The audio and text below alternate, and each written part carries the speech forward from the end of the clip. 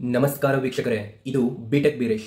ಇವತ್ತು 60 ವರ್ಷದ ಮೇಲ್ಪಟ್ಟಂತಹ ಎಲ್ಲಾ ಫಲಾನುಭವಿಗಳಿಗೆ ಸರ್ಕಾರದಿಂದ 4 ಪ್ರಮುಖವಾದಂತಹ ಅಪ್ಡೇಟ್ಗಳು ಬಂದಿದ್ದಾವೆ.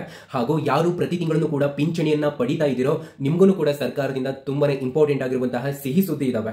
ಯಾವ್ಯಾವ ಪಿಂಚಣಿ ಅಂತಂದ್ರೆ ಅಂಗವಿಕಲರ ಪಿಂಚಣಿ ಹಾಗೂ ವಯಸ್ಕರರ ಪಿಂಚಣಿ ಮತ್ತು ವಿಧವಾ ಪಿಂಚಣಿ. ಈ ಮೂರರಲ್ಲಿ ಯಾವುದಾದರೂ ಒಂದು ಪಿಂಚಣಿಯನ್ನ ನೀವು ಸರ್ಕಾರದಿಂದ ಪಡಿತಾ ಇದ್ದೀರಾ ಅಂತಂದ್ರೆ ವಿಡಿಯೋನ ಕೊನೆವರೆಗೂ ಕೂಡ ತಪ್ಪದೆ ನೋಡಿ. ಹಾಗೂ ನಿಮ್ಮ ಸ್ನೇಹಿತರಿಗೂ ಕೂಡ ಈ ಒಂದು ವಿಡಿಯೋನ ಶೇರ್ ಮಾಡಿ.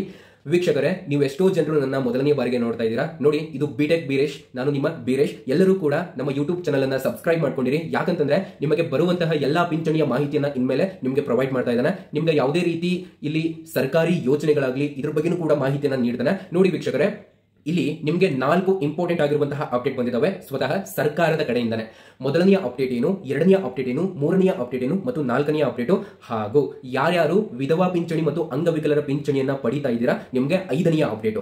ಈ 5 ಅಪ್ಡೇಟ್ ಈ ಒಂದು ವಿಡಿಯೋದಲ್ಲಿ ನಾನು ನಿಮಗೆ ತಿಳಿಸಿಕೊಡ್ತಾ ಇದ್ದೇನೆ. ದಯವಿಟ್ಟು ವಿಡಿಯೋನ ಕೊನೆವರೆಗೂ ಕೂಡ ನೋಡಿ. ಹಾಗೂ ನೋಡಿ ವೀಕ್ಷಕರೇ, ಎಲ್ಲೂ ಕೂಡ ವಿಡಿಯೋನ ಸ್ಕಿಪ್ ಮಾಡಬೇಡಿ. ದಯವಿಟ್ಟು ಯಾರು ಸ್ಕಿಪ್ ಮಾಡಿ ನೋಡ್ತೀರಾ ಅವರು ಈ ಒಂದು ವಿಡಿಯೋನ ನೋಡಲೇಬೇಡಿ ಅಂತ ನಾನು ನಿಮಗೆ ಹೇಳ್ತೇನೆ. ಯಾಕಂತಂದ್ರೆ ಅರ್ಧಂಬರ್ಧ ಇನ್ಫಾರ್ಮೇಶನ್ ನಿಮಗೆ ಗೊತ್ತಾಗುತ್ತೆ.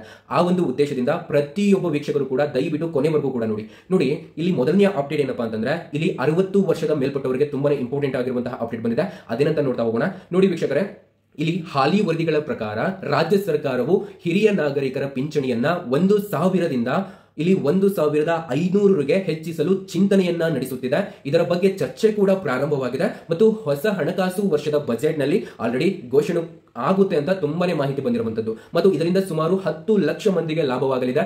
ಯಾಕಂತಂದ್ರೆ ಕರ್ನಾಟಕದಲ್ಲಿ 10 ಲಕ್ಷಕ್ಕೂ ಅಧಿಕ ಈ ಪಿಂಚಣಿಯನ್ನ ಪಡಿತಾ ಇದ್ದಾರೆ ಯಾರು 60 ವರ್ಷದ ಮೇಲ್ಪಟ್ಟಿದ್ದಾರೆ ಅವರು. ಹಾಗೆ ನೋಡಿ, ಎರಡನೇ ಅಪ್ಡೇಟ್ ನಿಮಗೆ ಹೇಳ್ತಾನೆ. ಇದು ತುಂಬಾ ಇಂಪಾರ್ಟೆಂಟ್ ಆಗಿರುವಂತಹ ಅಪ್ಡೇಟ್ ಆಗಿರುತ್ತೆ. ದಯವಿಟ್ಟು ವಿಡಿಯೋಗೆ ತಪ್ಪದೆ ಒಂದು ಲೈಕ್ ಅನ್ನು ಮಾಡಿ ವೀಕ್ಷಕರೇ. ವಿಡಿಯೋನ ಕೊನೆವರೆಗೂ ಕೂಡ ನೋಡಿ. ಮತ್ತು ಯಾರು ಇನ್ನೂ ಕೂಡ ಸಬ್ಸ್ಕ್ರೈಬ್ ಆಗಿಲ್ವೋ ಈಗಲೇ ಸಬ್ಸ್ಕ್ರೈಬ್ ಮಾಡ್ಕೊಳ್ಳಿ. ಯಾಕಂತಂದ್ರೆ ನಾವು ನಿಮಗೆ ಬೇಕಾಗಿರುವಂತಹ ಎಲ್ಲಾ ಇನ್ಫಾರ್ಮೇಶನ್ ವಿತ್ ಒರಿಜಿನಲಿ ಕೊಡ್ತೇವೆ. ನೋಡಿ, ಇಲ್ಲಿ ಉಚಿತ ಆರೋಗ್ಯ ಶಿಬಿರ, ಇಲ್ಲಿ ನಿಮಗೆ ತುಂಬಾನೇ ಇಂಪಾರ್ಟೆಂಟ್ ಆಗಿರುವಂತಹ ಎರಡನೇ ಅಪ್ಡೇಟ್ ಇದೆ ವೀಕ್ಷಕರೇ. ಏನಂತಂದ್ರೆ ರಾಜ್ಯ ಆರೋಗ್ಯ ಇಲಾಖೆಯ ವತಿಯಿಂದ 60 ವರ್ಷ ಮೇಲ್ಪಟ್ಟವರಿಗೆ ಇಲ್ಲಿ ಉಚಿತ ಆರೋಗ್ಯ ಶಿಬಿರವನ್ನ ಪ್ರತಿ ಜಿಲ್ಲೆಯಲ್ಲಿ ಕೂಡ ಆಯೋಜಿಸಲಾಗುತ್ತಿದೆ. ಇದರಲ್ಲಿ ಉಚಿತ ಮೆಡಿಕಲ್ ತಪಾಸಣೆ ಮತ್ತು ರಕ್ತದೊತ್ತಡ ಹಾಗೂ ಡಯಾಬಿಟಿಸ್ ಅಂತಂದ್ರೆ ಶುಗರ್ ಹಾಗೂ ಮೂಲಭೂತ ಔಷಧಿಯನ್ನ ವಿತರಣೆ ಆಲ್ರೆಡಿ ನಡೆಯಲಿದೆ ಅನ್ನುವಂತಹ ಮಾಹಿತಿ ಹೊರಬರ್ತಾ ಇದೆ ಇವತ್ತು. ಮತ್ತು ಇಲ್ಲಿ ದಿನಾಂಕಗಳನ್ನ ನೋಡೋದಾದ್ರೆ ಇಲ್ಲಿ 10ನೇ ತಾರೀಕಿನಿಂದ ಈ ಒಂದು ಶಿಬಿರ ಪ್ರಾರಂಭವಾಗುತ್ತೆ. ನೋಡಿ, ಇದನ್ನ ಎಲ್ಲರಿಗೂ ಕೂಡ ಶೇರ್ ಮಾಡಿ. ಯಾರಿಗೆ ಬೇಕಾಗುತ್ತಲ್ಲ ಅಂತವ್ರಿಗೆ ತಕ್ಷಣ ಈ ಒಂದು ವಿಡಿಯೋನ ಶೇರ್ ಮಾಡಿ.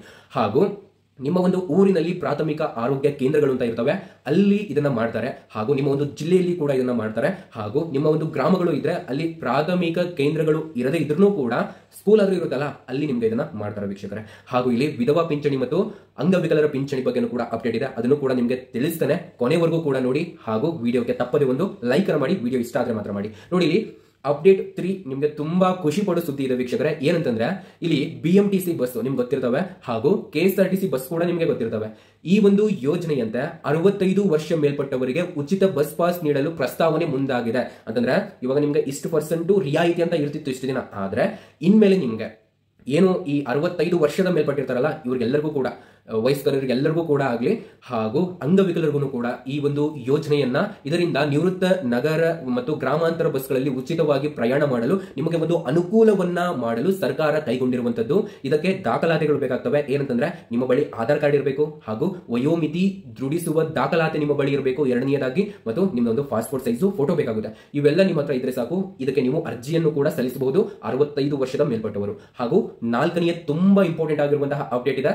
ಯಾರಿಗೆ ಅಂತಂದ್ರೆ ಇಲ್ಲಿ ವೃದ್ಧಾಶ್ರಮಗಳಲ್ಲಿ ಏನು ನೆಲೆಸಿರುವಂತಹ ಹಿರಿಯರು ಇರ್ತಾರಲ್ಲ, ಹಿರಿಯ ನಾಗರಿಕರು, ಇವರಿಗೆ ಸರ್ಕಾರದಿಂದ ಪ್ರತಿ ತಿಂಗಳನ್ನು ಕೂಡ 2,000 ಸಹಾಯಧನ ನೀಡುವ ಯೋಜನೆಗೆ ಅನುಮೋದನೆ ದೊರೆತಿದೆ. ಅಂತಂದ್ರೆ ಅಪ್ರೂವಲ್ ಸಿಕ್ಕಿದೆ. ಮತ್ತು ಈಗಾಗಲೇ ಕೆಲ ಜಿಲ್ಲೆಗಳಲ್ಲಿ ಪ್ರಾಯೋಗಿಕವಾಗಿ ಪ್ರಾರಂಭ ಕೂಡ ಆಗಿದೆ. ಆಲ್ರೆಡಿ ಆಗ್ಬಿಟ್ಟಿದೆ ನಮ್ಮ ಕರ್ನಾಟಕದಲ್ಲಿ ಅನ್ನುವಂತಹ ಮಾಹಿತಿ ಇವತ್ತು ಸಿಕ್ಕಿರುವಂತದ್ದು.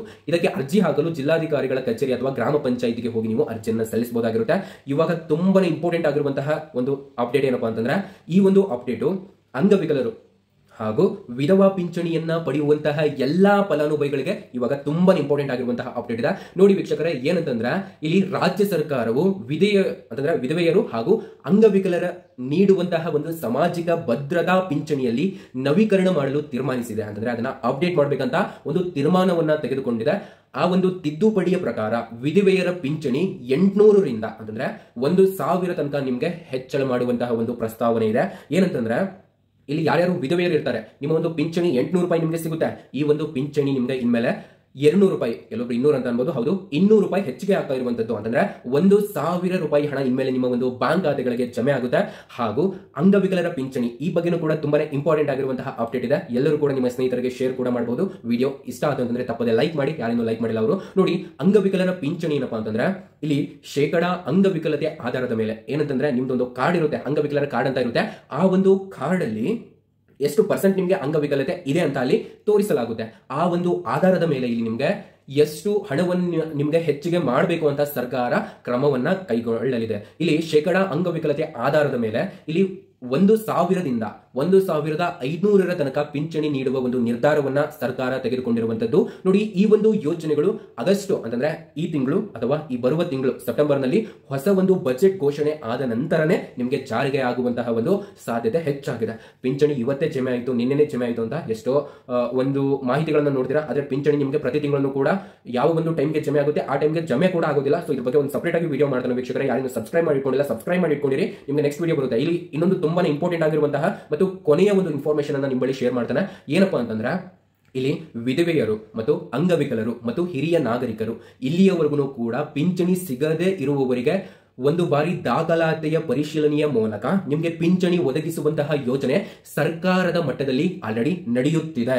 ಮತ್ತು ಇದರ ಅಡಿಯಲ್ಲಿ ಅನೇಕ ಅರ್ಹರಾದ ಅರ್ಜಿದಾರರಿಗೆ ಈ ಬಾರಿ ಆಯ್ಕೆ ಸಿಗುವಂತಹ ಸಾಧ್ಯತೆ ಹೆಚ್ಚಾಗಿದೆ. ಮತ್ತು ಆದ್ದರಿಂದ ಪಿಂಚಣಿ ಅರ್ಜಿ ರಿಜೆಕ್ಟೆಡ್ ಆದವರು ಕೂಡ ತಮ್ಮ ದಾಖಲಾತಿಗಳನ್ನ ಪರಿಷ್ಕರಿಸಿ ಮತ್ತೊಮ್ಮೆ ಅರ್ಜಿಯನ್ನ ಸಲ್ಲಿಸಿ ಪ್ರತಿ ತಿಂಗಳನ್ನು ಕೂಡ ಹಣವನ್ನ ಇನ್ಮೇಲೆ ನೀವು ಯಾವುದೇ ರೀತಿ ಅಡೆತಡೆ ಇಲ್ಲದೆ ಪಡಿಬಹುದಾಗಿರುತ್ತೆ. ನೋಡಿ, ನಿಮ್ಮ ಒಂದು ಪಿಂಚಣಿ ಬಂತಾ ಇಲ್ವಾ ಅಂತ ಪ್ರತಿಯೊಬ್ಬರು ಕೂಡ ದಯವಿಟ್ಟು ಕೆಳಗಡೆ ಕಾಮೆಂಟ್ ಬಾಕ್ಸ್ ನಲ್ಲಿ ತಿಳಿಸಿ. ಯಾಕಂತಂದ್ರೆ ಎಷ್ಟೋ ಜನರು ಪಿಂಚಣಿ ಬಂತು ಅಂತ ಕಾಮೆಂಟ್ ಮಾಡ್ತಾರೆ, ಇನ್ನೆಷ್ಟೋ ಜನರು ಬಂದಿಲ್ಲ ಅಂತ ಕಾಮೆಂಟ್ ಮಾಡ್ತಾರೆ.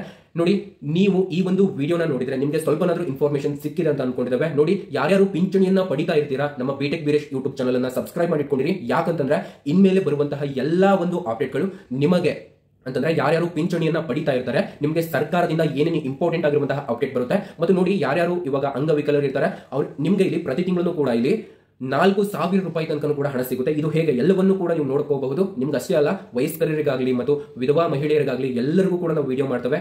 ನೋಡಿ, ನೀವು ಒಟ್ಟಿನಲ್ಲಿ ಪಿಂಚಣಿಯನ್ನ ತಗೊಳ್ಬೇಕು ಪ್ರತಿ ತಿಂಗಳನ್ನು ಕೂಡ, ಹಾಗೂ ಅದು ಹೆಚ್ಚಿಗೆ ಕೂಡ ಆಗಬೇಕು. ಈ ಒಂದು ಉದ್ದೇಶದಿಂದ ನಿಮ್ಮ ಒಂದು ವೀಕ್ಷಣೆ ಹೆಚ್ಚಿಗೆ ಆದರೆ ನಮ್ಮ ಒಂದು ವಿಡಿಯೋ ಸರ್ಕಾರಕ್ಕೂ ಕೂಡ ತಲುಪುವಂತಹ ಒಂದು ಯಾವುದೇ ರೀತಿ ಅಡೆತಡೆ ಇರೋದಿಲ್ಲ. ಹಾಗಾಗಿ ಈ ಒಂದು ವಿಡಿಯೋ ಮುಖಾಂತರ ನಾವೇನ್ ಮನವಿ ಮಾಡ್ಕೊಳ್ತಾ ಇದ್ದೇವೆ ಅಂತಂದ್ರೆ ದಯವಿಟ್ಟು ಅಂಗವಿಕಲರು ಮತ್ತು ವಯಸ್ಕರರು ಹಾಗೂ ಇಲ್ಲಿ ವಿಧವಾ ಮಹಿಳೆಯರ ಪಿಂಚಣಿಯನ್ನ ಹೆಚ್ಚಿಗೆ ಮಾಡಬೇಕು ಅಂತ ನಾವು ಸರ್ಕಾರದ ಬಳಿ ಒಂದು ಮನವಿಯನ್ನ ಮಾಡ್ಕೊಳ್ತಾ ಇದ್ದೇವೆ. ಆದಷ್ಟು ಈ ಒಂದು ವಿಡಿಯೋನ ಎಲ್ಲರಿಗೂ ಕೂಡ ಶೇರ್ ಮಾಡಿ. ನೋಡಿ, ಈ ಒಂದು ಮನವಿ ಕೇವಲ ಸರ್ಕಾರಕ್ಕೆ ಅಷ್ಟೇ ಅಲ್ಲ, ಎಷ್ಟೋ ಸಂಸ್ಥೆಗಳಿರ್ತವೆ, ಇವ್ರಿಗೆಲ್ಲರಿಗೂ ಕೂಡ ಇದು ಅಪ್ಲೈ ಆಗುತ್ತೆ.